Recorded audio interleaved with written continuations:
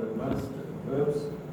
Look at the voice, the simple active, the causative active, the middle voice, the direct middle, the indirect middle, the permissive middle, the reciprocal middle, the passive with direct agent, the passive with intermediate agent, the passive with the impersonal agent. When it comes to moods, others call them modes. The indicative mood, there are several within that indicative, the deliberative indicative, the declarative indicative, the interrogative indicative, the common and cohortative indicative where command is given, the potential indicative is all there, which is wish, obligation indicative, and conditional sentences. Then we have the subjunctive mood. What does the subjunctive mood indicate? Can you remember from the first semester reading? The degrees of chance of it happening. Chance. Yeah. The possibility, probability mood. Okay, so there are several there, the hortatory or exhortation subjunctive, the deliberative subjunctive, the prohibitive and subjunctive, the subjunctive of strong denial, the subjective in the subordinate clauses, purpose clause, indefinite temporal clause, third class conditional clauses, and the reserved clauses are given there. Then there's the optative mood. What is the optative mood? What does it communicate? Can you remember? Conditionality, I think. Is the future. So about the future? And what does it say? The words. It's a kind of weaker than the subjunctive, isn't it? Okay. So it expresses doubt. So his language says condition. The if. The if. The if. Okay. And usually,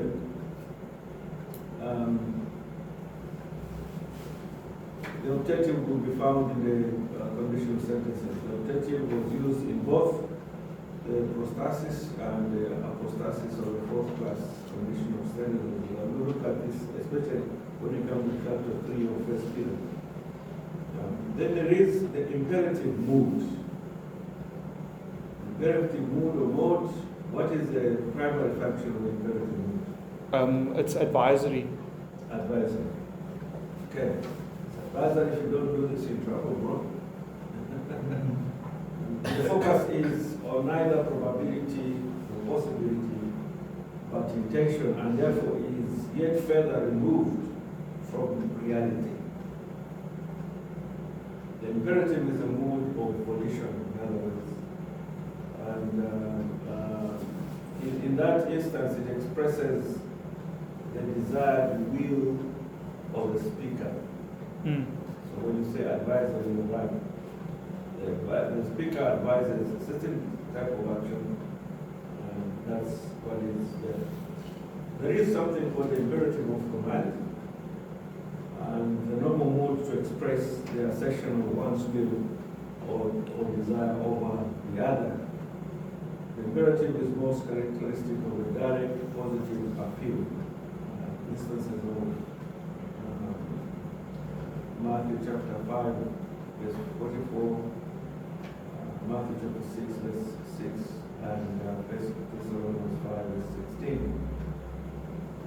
The imperative prohibition there as well, there is the expression of a negative command, especially no different than the imperative of command. The most frequent or the most often used is the present imperative with may. May is a negative particle telling you don't. Advise don't. Okay. Then there is a imperative of request or entreaty. At times the imperative does not convey the full force of command but reflects agent's request. increase our faith. It's a request, Lord, increase our faith. We need this. This is an emergency. All right. The imperative of cessation or condition is also there. Then we have the tenses. How many tenses do we know? Tell me. And what does the tense indicate in the Greek language? Time and kind of action. Time and Kind of action. kind of action. Excellent. Okay. The basic function of the verb is to express action. But also, the time of action can be communicated in the verb, and how is that communicated? It's a progressive, punctiliar, and undefined. Excellent. Okay. The kind of action, of course, time. Time is past and present and future. Okay. Now, what is the most popular past tense in the Greek? Paideia Greek. Yeah. Yes. Okay. So we are on the same page. Same page. Okay. And there are also types of aorist tenses. What type of actions does the aorist? What aspects does the aorist, the Greek aorist communicate? It displays the reality of something that had happened. The reality of something that has happened. The effects of that, yes. That action, has it ceased or has it continued? Okay, what else?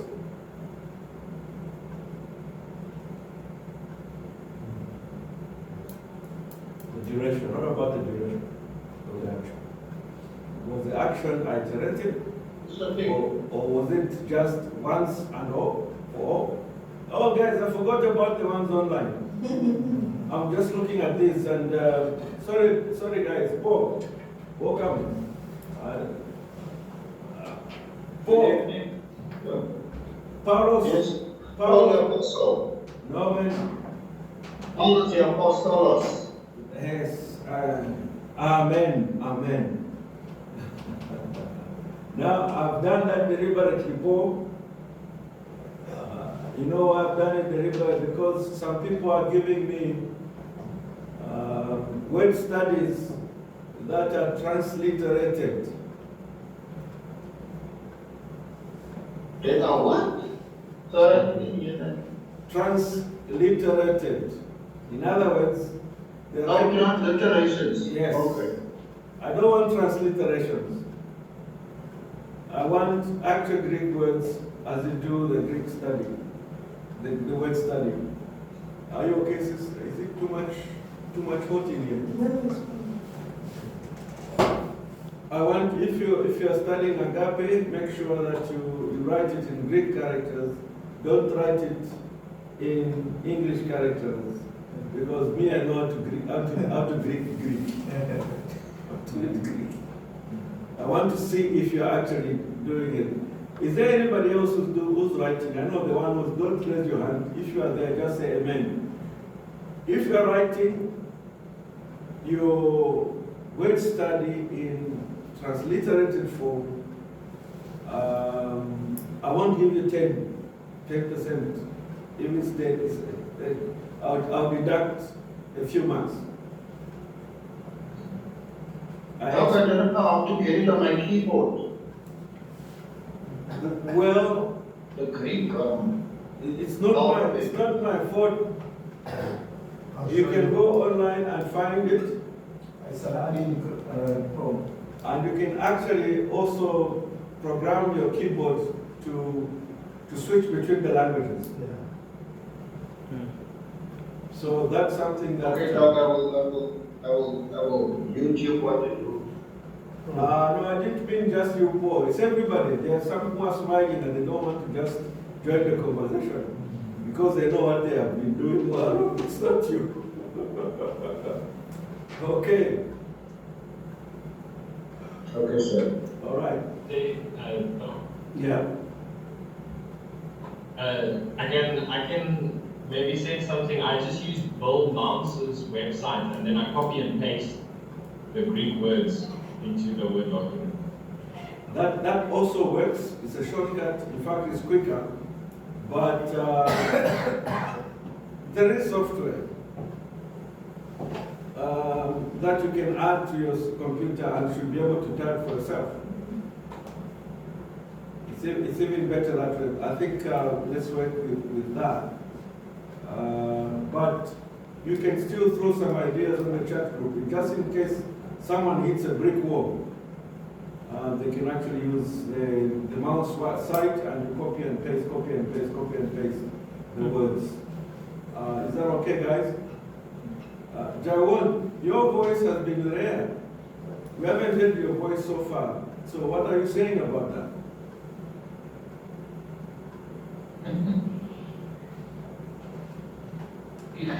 Yeah, I'm also satisfied that I think that the area of looking for the phone quickly to the internet and found out the coordinate.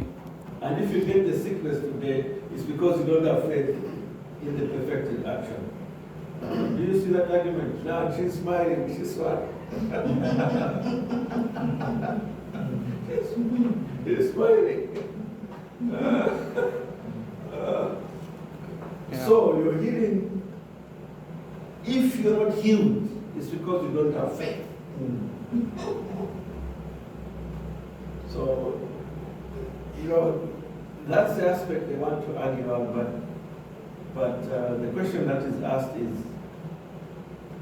have all the benefits of that past action been consummated? No. Not yet. Only the defeat of death, of sin itself. Yeah, so that's a misunderstanding there. So a misunderstanding, a misapplication, as it were. Well, maybe the understanding could be in the right direction. The orientation is right, but the actual application is problematic. These days I've been thinking about my own death. When you think about life, you must also think about that you can die. Yeah. It's a possibility. I'm yet to see someone who has lived 2,000 years and they are still alive on this earth. The oldest man who ever lived was who? Wasn't it Seth? But it was like 900 and odd. Remember Methuselah? Methuselah, yeah, sorry. Even Methuselah died almost shy of a century, of a millennium. When he died. But you see, when you're 20, you feel nice. When you're 30, you feel better. When you're 40, you feel better because things have been getting in shape. This, that is working. Right? When you get to 50, and you wake up in the morning, and there's nothing that is so in your body, you're probably dead.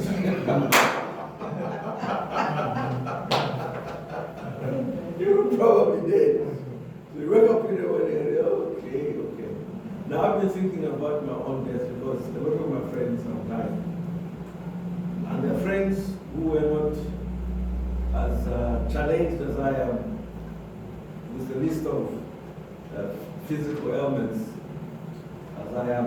These were perfect. Oh, I've never heard about these guys falling sick or anything, or having struggle with anything. I could struggle with money issues, they never struggled with that. I would struggle with the holiday, they never struggled with anything.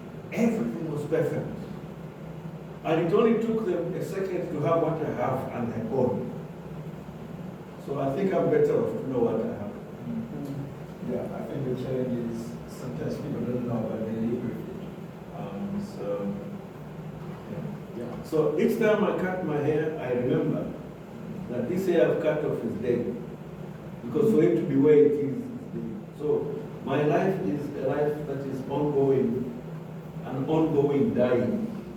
But one day I will die, and the immediate blessing I will have is to be in the presence of Jesus. Now in African terms, you don't talk about your own death. Ask him. Ask him. Hey, ask him. Ask, or maybe you come here. You don't talk about your death. And you don't even go to your family members and say, guys, here's my policy for death, my funeral policy. They'll say, who do you think we are? Eh? You have an issue because the dead don't bury the dead.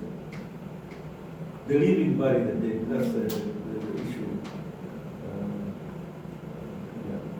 So I've been thinking about that. Do you think about your own death, guys? All the time.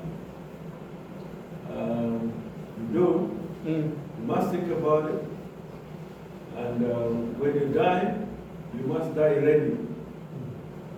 Now, even after having been married for the past 35 years, 7 months, no, 35 years, 5 months, going towards 36 years,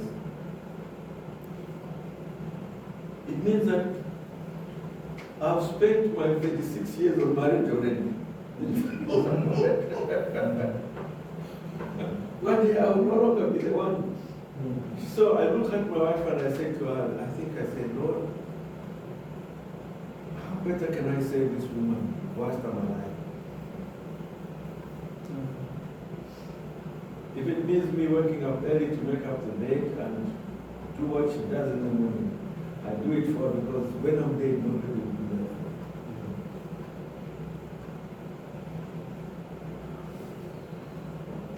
Okay, that's what the eldest teaches us. It has happened in the past. Okay, let's make some move. And Paul is apostolic on this one. He knows what it means. Okay, here in the graph form, those are the aspects of actions. Oh, I'm so sorry. I forgot about you guys. But you were giving me the right answer, which means you had the right thing. Here's the graph, the linear continuous action. And usually the present tense is there. The perfect tense, where an action is not finished, that is in past time. But the action is continued. And then there's of course the future tense. Then there's perfected or completed action, perfect tense, group perfect tense, future perfect tense. These are things such as done. There is a specialized use of the present indicative in the present tense here. But in terms of past action, it's also just called the aorist tense or the future tense. All right.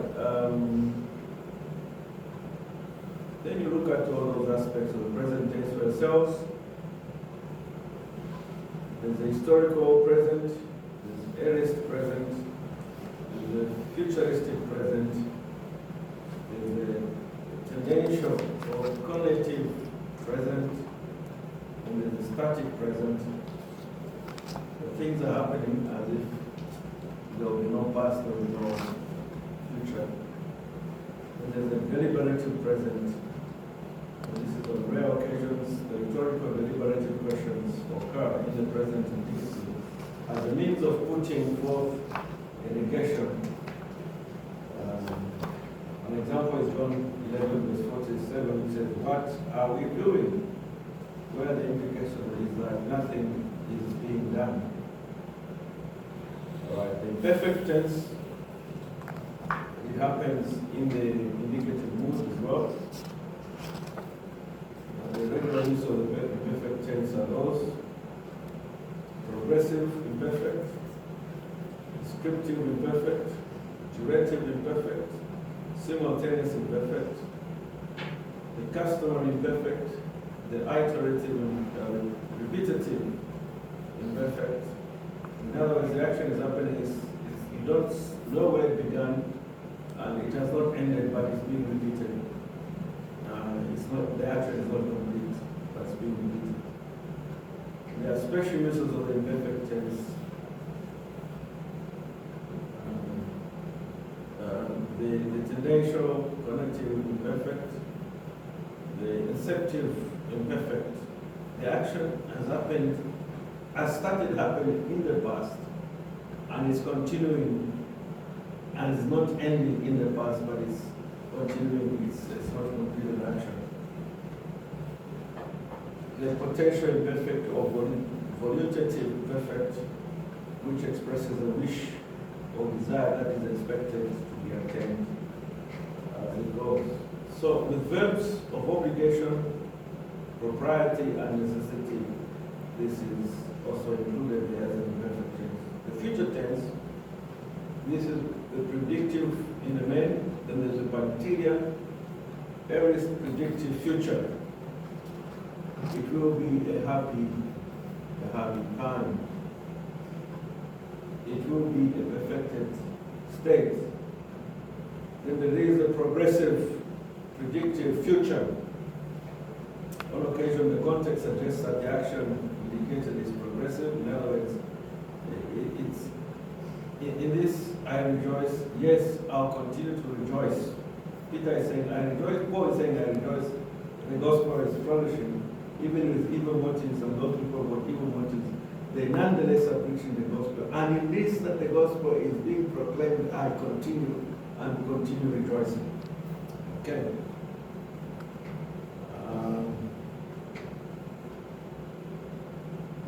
The regular uses of the aorist are this: aorist tense, the conjunctive aorist.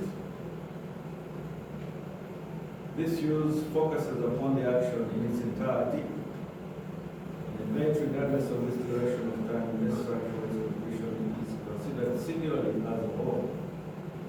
The temple was built in 46 years. It's kind of a statement. The ingressive, I think this is, Summers has done a great job to explain the ingressive and the inception one aorist. And then the culminative or effective aorist have also been explained in Summers quite well. So the special uses of the aorist tense are the following. The nomic aorist. What is the nomic aorist? Somebody speak to me. The nomic aorist, Daniel.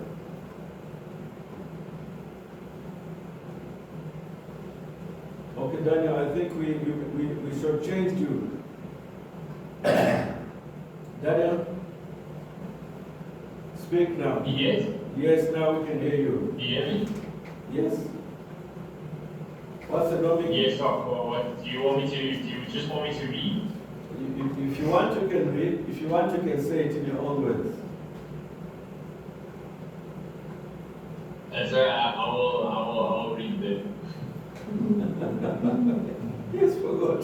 So the nomic aorist, the aorist is often used to express a general timeless truth.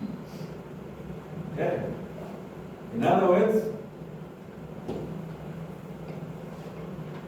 it's always true. So I say it's true for everyone, no matter the context. it did happen. Okay, it did happen in the past, and there's nothing more to add to it. Okay. All right, the epistolary aorist. What's the epistolary aorist?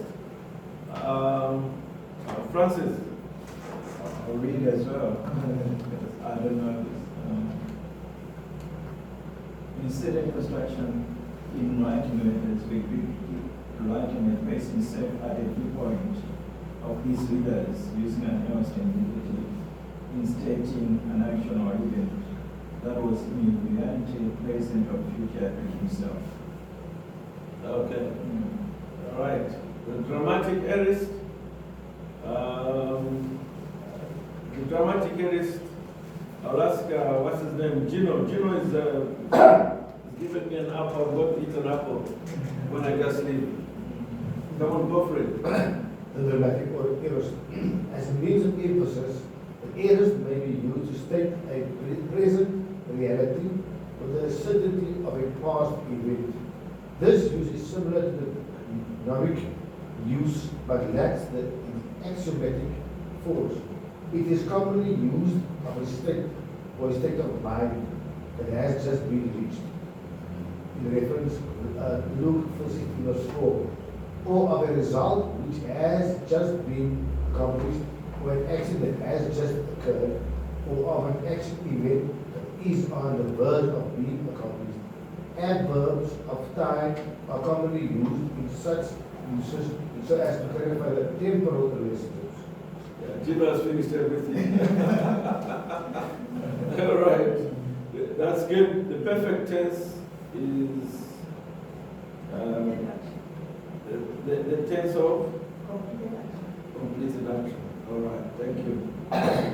And there is the intensive perfect, there's the summative perfect, there is iterative perfect, there's a dramatic perfect, the perfect of present state. Okay, and then we have the pluperfect tense. Mike, what's the pluperfect tense? Something that happened in the past that has future connotations. Future connotations. It must be good in other times, the past perfect. In the past, the action was actually completed way back then. The perfect, that's also pluperfect. So there is the intensive pluperfect. As with the perfect, the emphasis is upon the results existing from a previous action, which is the point that Michael is making. Then there is the summative pluperfect. Pluperfect may emphasize an action that was completed, whose results continued up to some point, for the Jews had already agreed. That's a summative pluperfect. Okay. Then the pluperfect of past state. Young argues for a separate category of people in which antecedent action is not expressed. Okay. And then there's the iterative pluperfect. On rare occasion, the pluperfect conveys the idea of repeated action. The future perfected tense. Any comment on that? Something that will be completed in future and will have implications for that. Okay. Francis, Danny? Yeah. Future perfect, I think it's something material. It's like Jesus will come again. And there's something which we can, we have assurance of. It's certain going to happen. Okay. All right, I can still get to where I want to stop. The infinitives and the participles. Okay, this is where the rubber meets the road, which separates the beginners and those that are halfway or that are about to finish. You can understand the infinitives and the perfect, the participles, we are in good space and ready to begin doing the translation of Peter. Both the infinitive and the participles are hybrids. Neither of the forms are verbs fully. Rather, the participle is a declinable verbal adjective noun. And the infinitive is an indeclinable verbal noun. It is important to note that the nature of the forms is such that both noun adjective and the verbal adjectives qualities are present. And Peter uses plenty of those. Right.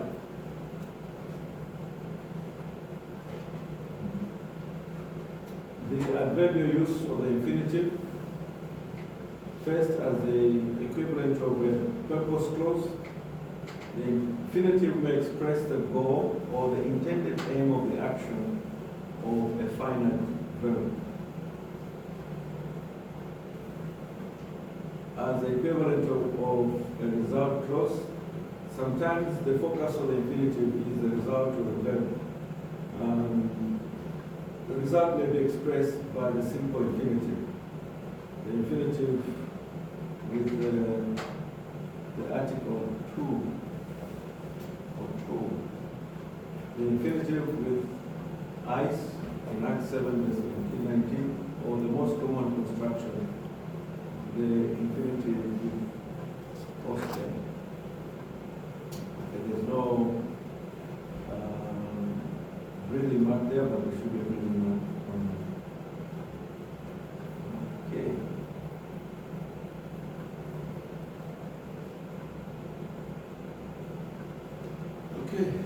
participle? What's a participle?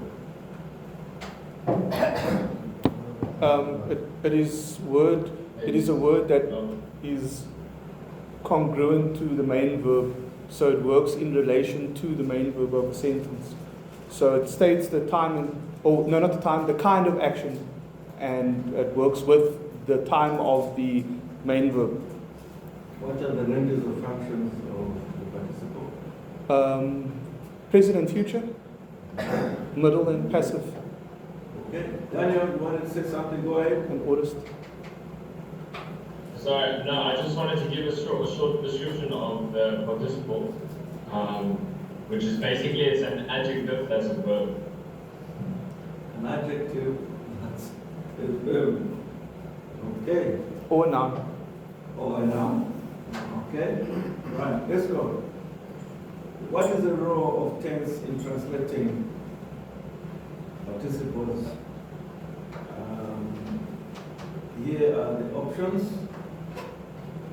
Do you have anything to say before I proceed with what's here? Yes. What's the role of tense in translating participle?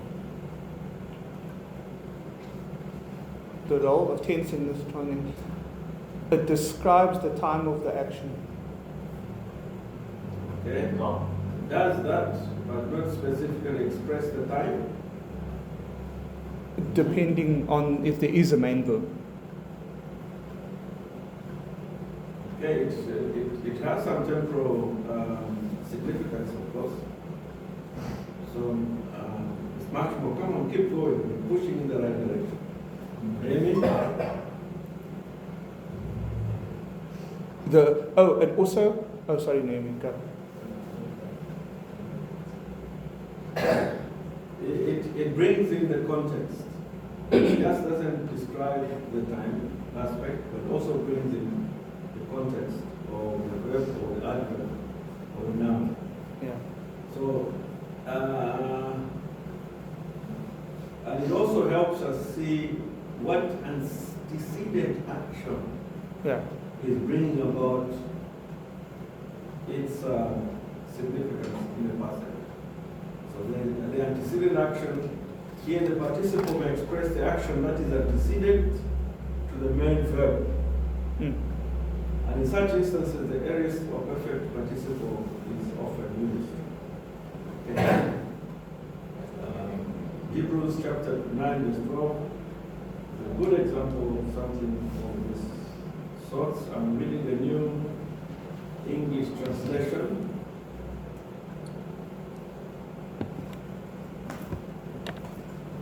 It says, "And he entered once for all into the most holy place, not by the blood of goats and calves, but by his own blood. So he himself secured eternal redemption." How did he secure eternal redemption? By his death. By his death he entered in there, by his death.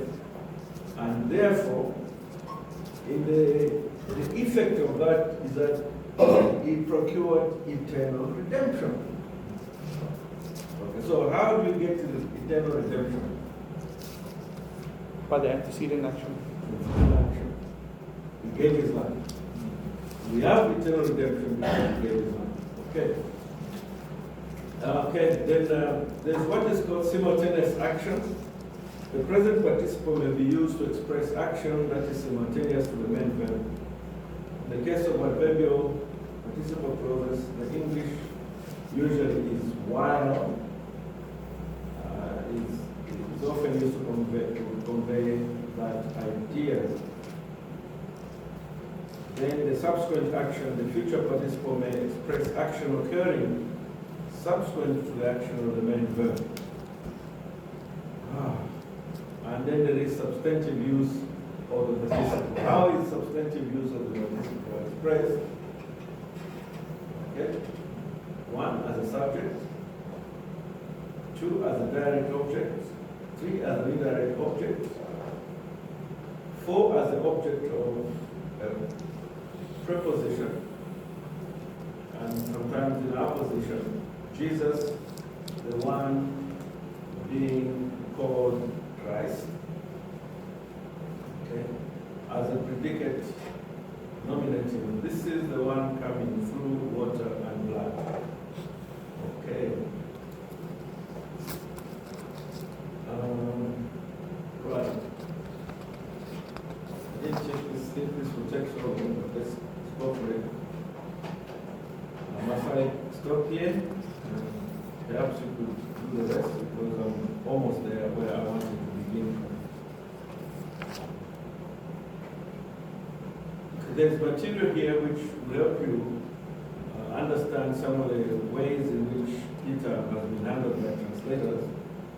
So you want to look at that reading. For instance, the sentences of Proverbs chapter 46 from Chamberlain, 5 to Brannan, Morton, and Robertson. This material has been taken from the sentence. Halagas, what's halagas? The word, yeah.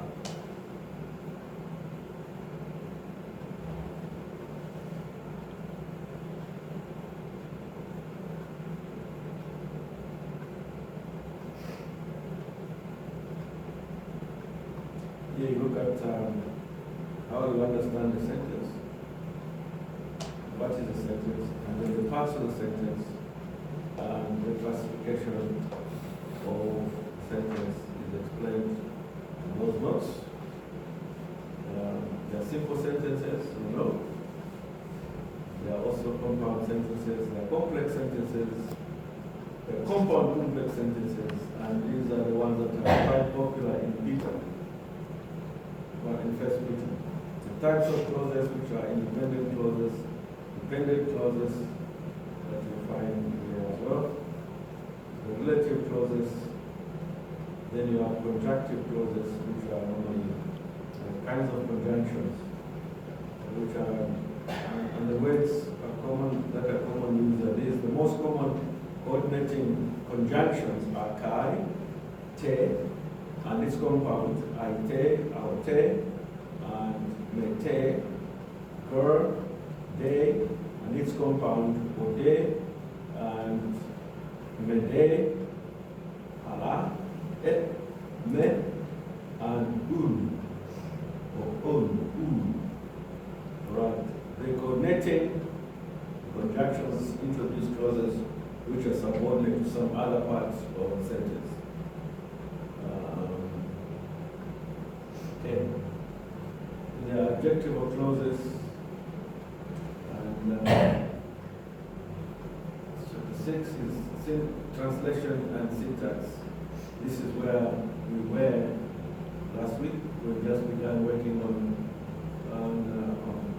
translation and syntax of 1 Peter chapter 1, verses 1 to 5.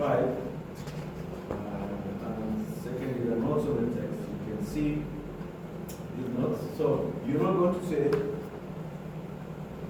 there's no way I can find information. Even when I want to start to do a word study, I can start the word study from there, if you want. Okay? For instance, Petros, and they decline it. It's a nominative absolute. It's a Greek equivalent for the Aramaic Cephas. Jesus gave the name Cephas to Simeon to Simon when he first met him, John 1 verse 42, and reaffirmed it in the Greek form at the time of the Great Confession at Caesarea Philippi. Remember that confession?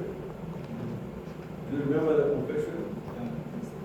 What was that confession? Just in case. I am the Messiah.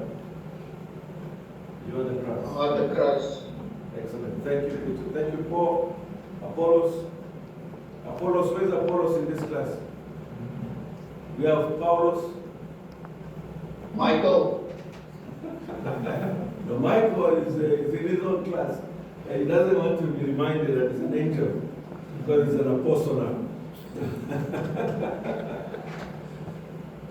All right, and one of you did a word study of eklectos.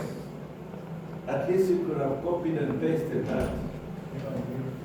Eh? If I knew. Somebody here says, if I knew.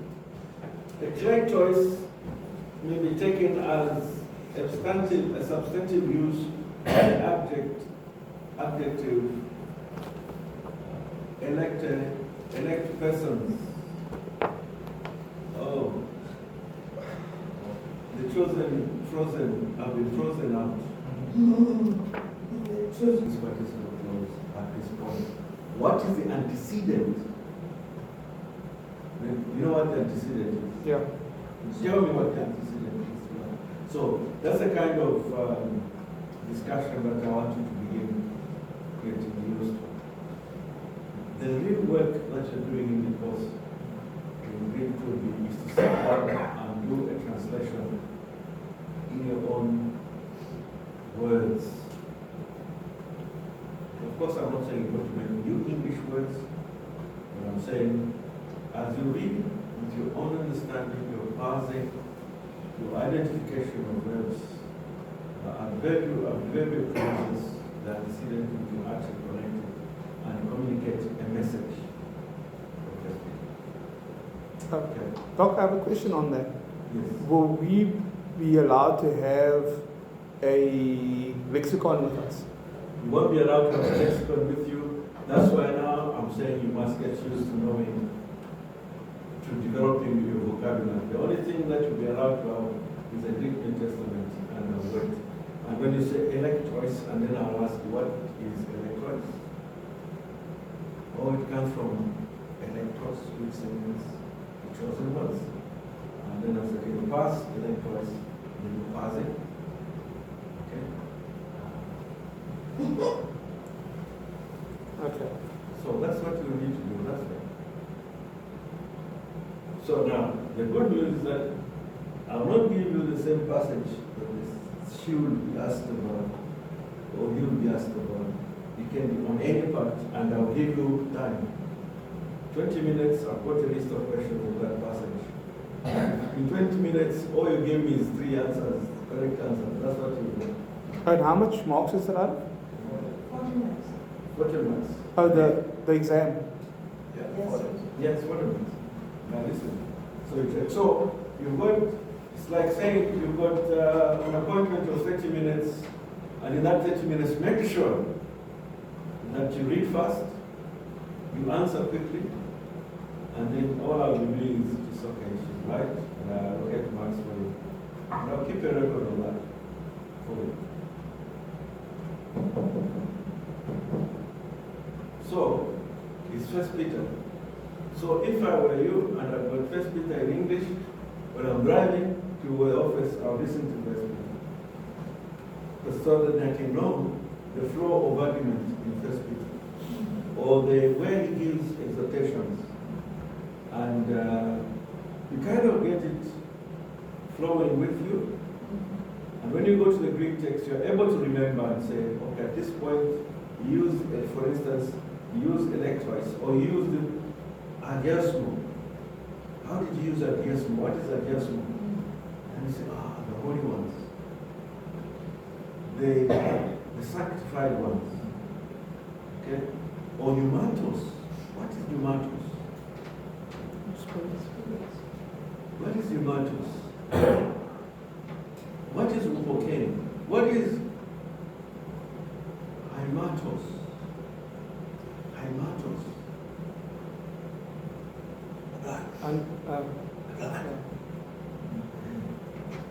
One day we were driving, and one of my friends visiting from Zambia, and Footrekker Road, and somebody did not check their blind spot, and was actually coming into us, just to come on.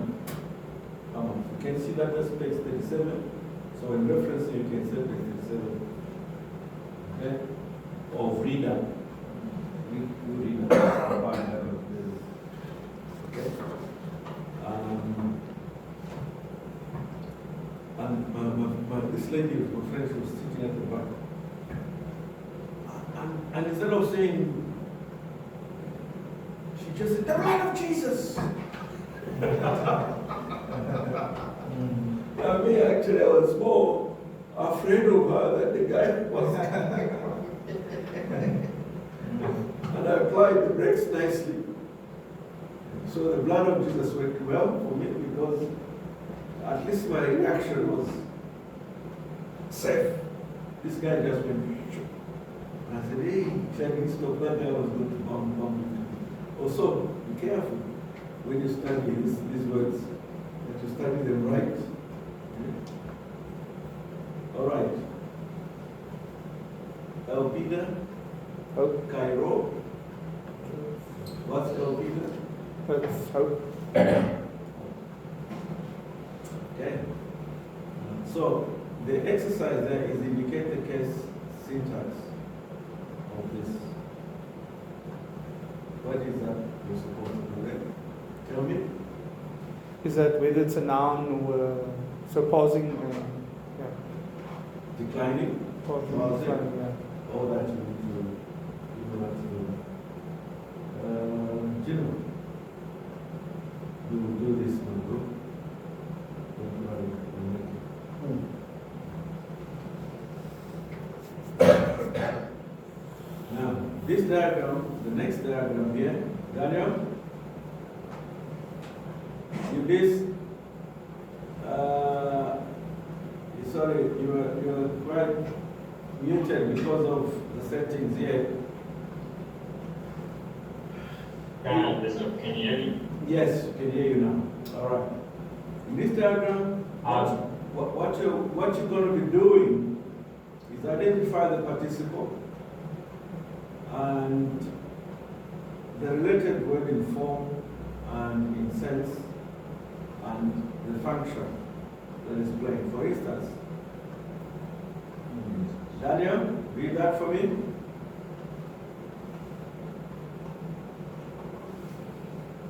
Anaginesis. Anaginesis. Okay. What does it mean? He gave us new life. We begin again into life. He gave us a new beginning. Okay? It's a participle. Anyone who knows how to translate that? In English. It's born again, but I think it's to be born, so the Anna's born again. Okay? Yeah, having been begotten. Mm. So who begot us? So it's related to God, Theos. And in sense, who else can beget us in this new life, the new living hope? Remember the context is begotten us into a living hope. Okay? It's God. Again, but what is the function?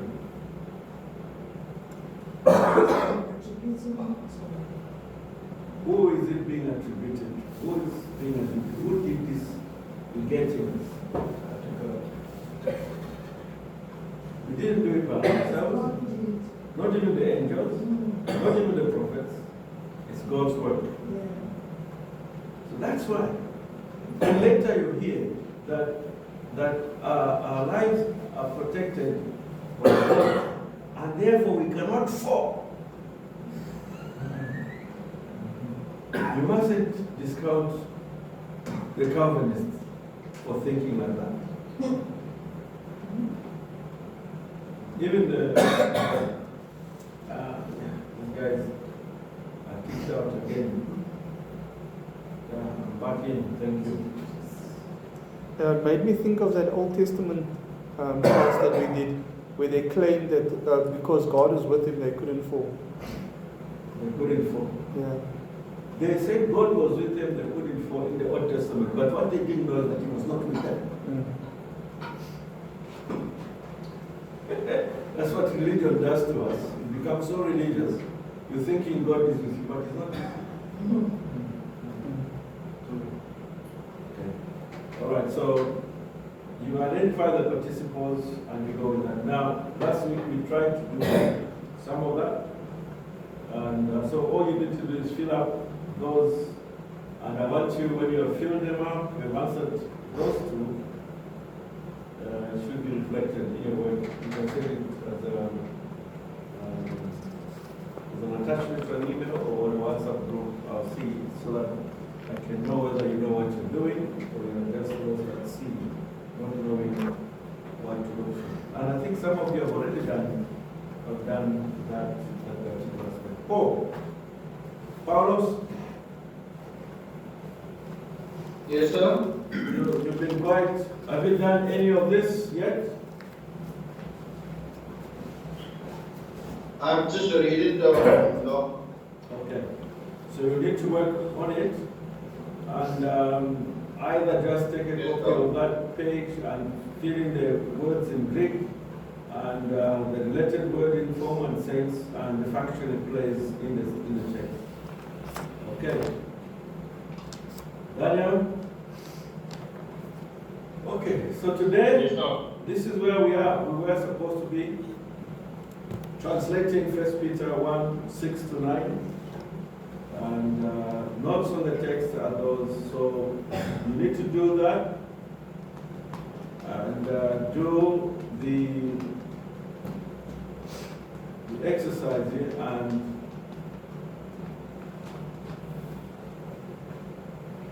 especially that one. The first two have been given for you, and there are others that you can fill in now. It doesn't mean that there are only that many of the words you can do. You can actually even do much more than that. All I want to see is that you went to some extent to find those words. Let's see if I can check anything. I think at that stage, that's all you need to do. Okay. Now the quiz was supposed to be on the 26th. I'm not giving you a quiz on the 26th. I don't think you're ready. I don't think you're ready. Michael sent me a message this morning and was asking. I said, no, Michael, it's not happening. So we'll do it. When you have submitted this work, then I will decide the date I'll give you the quiz. Based on what you find on that. And that's how we do it. Are we going to submit this one? On Canvas? No, just do it. Yeah. Doc, I actually suggested we should print out this whole manual. It cost me about 100 Rand, about. And then you can fill it in and then hand it in. Instead of now uploading the whole time. That's an option. If you want to have it printed, or you can just print the page where you're doing the work. Yeah, you can do it like I was saying. Just print the page where you're doing the work and keep a record of that and send to me instead of printing the whole thing. But if I were you, I would print the whole thing because the whole thing is part of my ministry in the future. Yeah. Well, I don't want you to go into ministry. Hear me, guys. No one here goes into ministry and begin using internet resources to find sermon ideas. You find sermon ideas from your study and your relationship with God, and you do so. If you find a sermon idea, it must be so disguised that even the one who gave you the sermon idea will be so confused at what you've come up with. Are you with me? You must become so well equipped to disguise where you're getting your sources from. It's like making a pizza at Roman pizzas. Wherever you go and have the pizza made, it tastes the same, but the people who make it are different. It's God's truth, but it doesn't mean that you should go to websites and begin getting sermons from websites. And I want you, brother, to know the old and tried and tested way of meeting with God yourself in the Bible and hearing God speak to you from His Word, and you go out as a messenger. Now, it's time consuming, and that's why some people have gone to the extent of going to websites to find sermons. No, I'm not saying you cannot listen to other preachers. And I'm not saying you cannot check how others are preparing their sermons. You can check. But the moment you go and stand in that pulpit, you should have the credibility to say, I want to share with you what the Lord spoke to me about while I studied. While I prepared this sermon, this is what I used. I used Michael, I used Danny, I used Gino, but they are not the owners of the ideas that are coming right from you. So, I mean, I think, hear me, brothers and sisters, you've got to be authentic.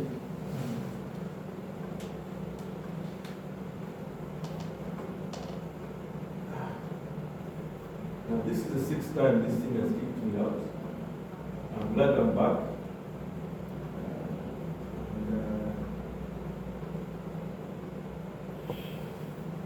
Guys, No, I have a question in regards to the second table.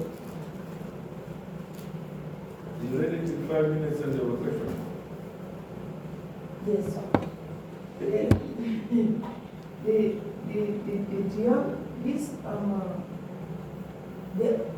The other one, I don't understand, the unexpressed subject, I don't understand what actually is expected. Where are you asked? On this table? Table 1.6. Reverse the participant. Can somebody help me understand the question from our sister? What does unexpressed mean and what does expressed mean? Yes, so how?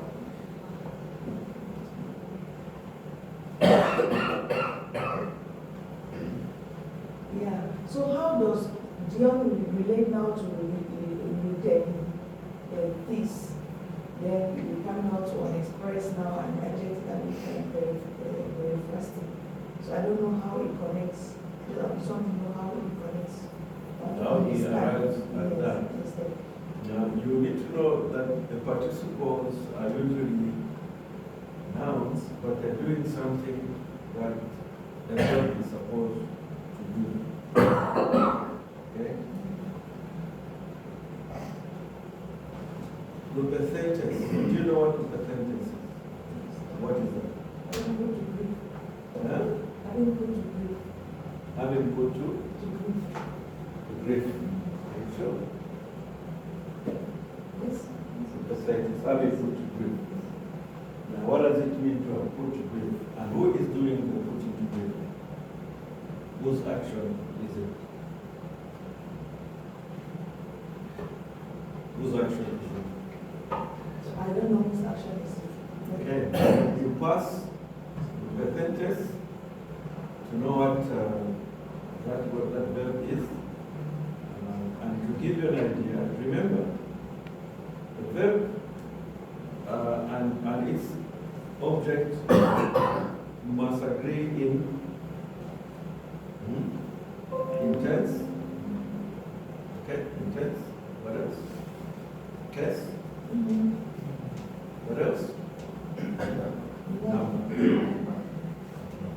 So you have to work out what number, case, that the sentence is, and in the sentence construction, where will it occur with the subject or with the one that is doing the action? Okay. Dion is not, of course, come from, let's see, let me just pick it up from there. Guys, what is beyond? It's not necessary. Very necessary. Very necessary. Sorry? Very necessary. Being necessary. Are you sure? Yeah. Okay. And what is the declension for that? Where did you get that from? You look at the in the text. Very necessary. Okay, you translate it. Representatives. Dear representatives, translate it.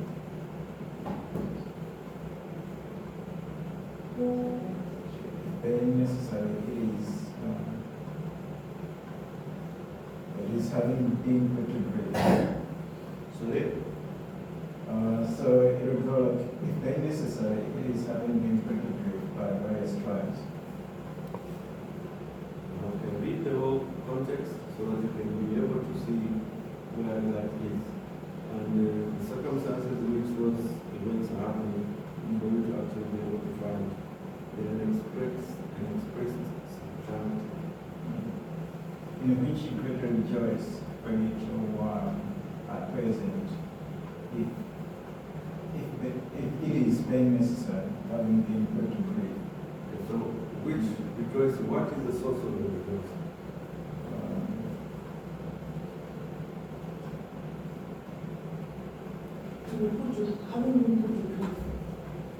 What is your source of rejoicing?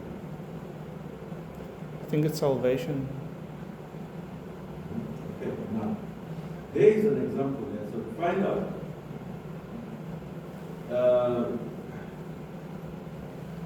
What about Al-Ghali's, what is he talking about? What is that? And what does it mean? That is sanctification. What's that? Something about joyfulness, to rejoice or great joy or something like that. Now, this is where Peter has been said to be complicated because nobody doesn't tell you who's doing the action. But he gives you the result, so you have to infer the one who's giving the action, always bringing about the result of benefit, always bringing about the outcome of the suffering. So how do you get to know? Sorry? How do you get to know if it isn't really there? So you have to pause it. You have to pass it, you have to decline. You have to decline and then look at the whole sentence and see agreement of tense, voice, case, number, and the form. And unfortunately, some of the participants, the forms are so different from the verb steps. So that's why you need to know how to use your dials, but also you need to remember that at the back of this book,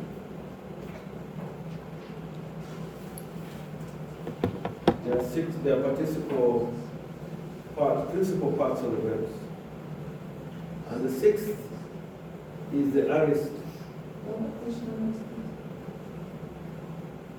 This is page 183. You see the aorist here, the sixth one, they usually will be different from the verb stems. Now, there is no secret about it. You just have to learn them as they are. And when you see them in the text, you need to remember that this is being used as a participle of that. And usually that's where you get the clue. Now, of course, I'm giving you the shortcut to that because there have been arguments and discussions all along. People arguing and saying, no, this action is coming from something else. So, and in fact, some translations have been decided along consensus based on those grammatical elements. Okay, so, Yeah. I mean, what I try and do is I try and see who the actors are and what's being done in the sentence. So if I know who the subject and the agent is, then I'll be able to have a better understanding of the sentence. okay. So, unfortunately, the English translation is not an convenience. You just have to read it and know from the context what the English translators have said so far. But again, you also have to go and work out on your own vocabulary and find it. Okay, and I want you to see that we've done the unexpressed. The unexpressed simply means you have to pass, decline the participle part or the objective part, and then decide what function is played in the sentence.